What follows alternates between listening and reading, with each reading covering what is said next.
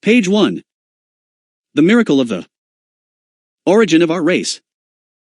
By Bertrand L. Comparet. Taken from Your Heritage. Prepared into a PDF file by Clifton A. Emmaheiser's Teaching Ministries plus critical note. Those who hate to believe our Israel identity doctrine like to snarl at us. What's so special about the white race anyway? These people like to close their eyes to the fact that all civilization, existing in the world today, is the product of this race. What the dark races have, was taught and brought to them by us. I want to take up this challenge, and show that there is something very special about our race, altogether aside from our ability and accomplishments. The very origin of the true Israel of Yahweh, the Anglo-Saxon, Scandinavian, Germanic and related people, was in itself a miracle from the hand of Yahweh. You will remember that Yahweh first made his promises, of a marvelous future, to Abraham. These promises to Abraham by Yahweh, are recorded in Genesis 13:16. I will make thy seed as the dust of the earth, so that if a man can number the dust of the earth, then shall thy seed also be numbered. Genesis 17:4,7 continues, My covenant it is with thee, and thou shalt be a father of many nations.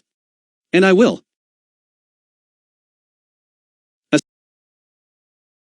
establish my covenant between me and thee and thy seed after thee in their generations for an everlasting covenant. Yahweh also told how these nations would be a blessing to all the earth. Abraham had a total of 8 sons. Yahweh told Abraham that only his son Isaac, whose mother was Sarah, was to be the ancestor of the promised line, called by Yahweh to become his people Israel. In Genesis 21:12 Yahweh promises Abraham, In Isaac shall thy seed be called. Not only was Isaac, our ancestor, specially selected by Yahweh, but his very existence was a miracle. 2 parties are necessary for the birth of all other children. But the birth of Isaac required 3 parties, his father Abraham, his mother Sarah, and Yahweh. A year before the birth of Isaac, Yahweh gave him his name, recorded in Genesis 17:21. When Yahweh spoke of a child being born to Sarah, both Abraham and Sarah laughed at the obvious impossibility. Sarah was then 90 years old and feeble, with great age.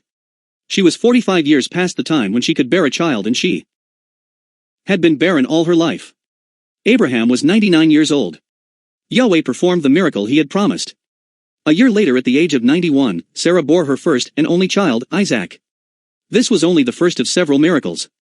Like his descendant Joshua, Isaac was named by Yahweh before his birth. Joshua brought the reality of resurrection from the dead. Isaac was used to furnish a symbolic prophecy of our loved ones given back from the dead.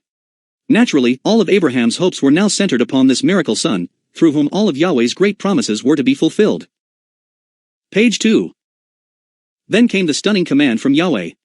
Take now thy son, thine only son Isaac, whom thou lovest, and get thee into the land of Moriah, and offer him there for a burnt offering. Did Yahweh now mean to take away all that he had promised? No, Abraham knew better than that. Abraham prepared to sacrifice Isaac, not in the awful grief of a father about to witness, even to cause the death of his beloved son, but in serene faith Abraham obeyed Yahweh. Abraham took his son Isaac, and went to Mount Moriah, prepared the wood fire for the burnt offering, never doubting that Yahweh would keep his promise. Either Yahweh would intervene beforehand, or Yahweh would give him back his son from the dead. It is recorded in Revelation 13:8 Abraham told Isaac, My son, Yahweh will provide himself a lamb for a burnt offering. Abraham knew and relied upon the assurance that Joshua was the lamb slain from before the foundation of the world. As always, Yahweh honored his word. Genesis chapter 22 tells how Yahweh did provide the burnt offering with a ram that was trapped by his horns in the thicket. So Abraham made the sacrifice with the offering provided by Yahweh. Here is Christianity in the Old Testament. We have nothing of our own to offer in atonement for our sins. It is Yahweh who provides the lamb as the sin offering. The offering of the beloved son prefigures the sacrifice of Joshua as the Lamb of Yahweh. The fact that this promised career was not interrupted by death symbolizes the swift resurrection of Joshua from the dead. This was so he could continue his promised work on our behalf. For us, the threat of death is not real. Yahweh not only promised us continued life, but has strengthened our faith by clear demonstration of the power and will to resurrect us. It is very fitting that Isaac was specially chosen, and called by Yahweh to be our ancestor, as we are specially chosen, and called by Yahweh to be his people, and to do his will on earth. We are all the children of Isaac, only by a miracle from the hand of Yahweh did Isaac ever come into existence at all. Remember, this miracle is our miracle too, for without it we also would not exist today. Only by another miracle from Yahweh did Isaac grow to maturity, and become the earthly father of us all. We are the product of that miracle.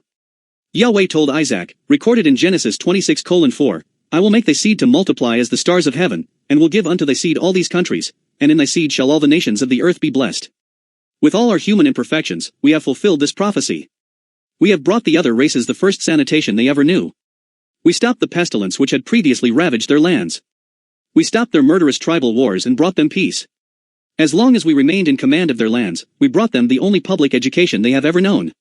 We taught them improved methods of agriculture, and when they still weren't able to feed themselves, on many occasions we sent them shipments of food, which saved millions from death by famine. By a miracle, Yahweh created Isaac for a purpose, to be the ancestor of our race.